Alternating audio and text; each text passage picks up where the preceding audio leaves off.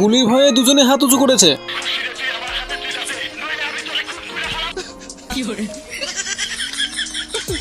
সেটা শুনেই ঘোড়া কান্না করতে শুরু করে দিয়েছে।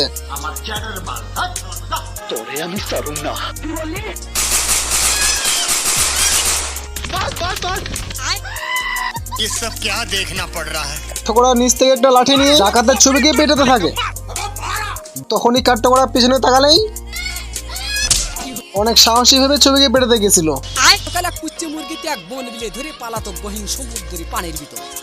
এইদিকে ঘোড়া ডাকাতের সঙ্গে তাস খেলছিল।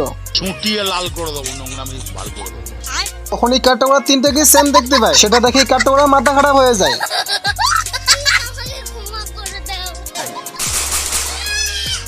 এই খরগোশ একদিন ঘুম থেকে উঠে তাওয়াল নিয়ে বাইরে চলে আসে, কিন্তু তার গর্তের উপরে একটা বিমান রাখা ছিল। খরগোশ কিছু বুঝতে না পারে বিমানের উপরে উঠে পড়ে। তো খরগোশ যখনই বিমানের মুখ খুলে বাইরে আসে, ये सब क्या देखना पड़ रहा है। কামানের গলা খরগোশকে এলিয়েনের বাসায় ফেলে দেয়।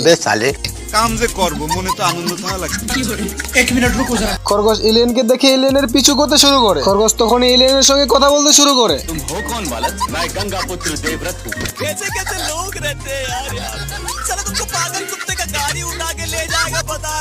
দিন এই খরগোশটা তার ঘরের মধ্যে ঘুমাচ্ছিল, কিন্তু তখনই হঠাৎ করে তার ঘরটা কাঁপতে শুরু করে দেয়, যার কারণে খরগোশটা ঘুমের মধ্যে পানির নল বন্ধ করে আবারও ঘুমিয়ে পড়ে। তখনই উপর থেকে অনেকগুলো মাটি পড়ার কারণে তার ঘুম ভেঙে যায়। তখনই খরগোশটা বাইরে বের হয়ে লোকটাকে এমনটা করতে নিষেধ করে, কিন্তু লোকটা খরগোশের উপর রেগে গিয়ে ঘরের চারপাশে বোম লাগিয়ে ধ্বংস করে দেয়।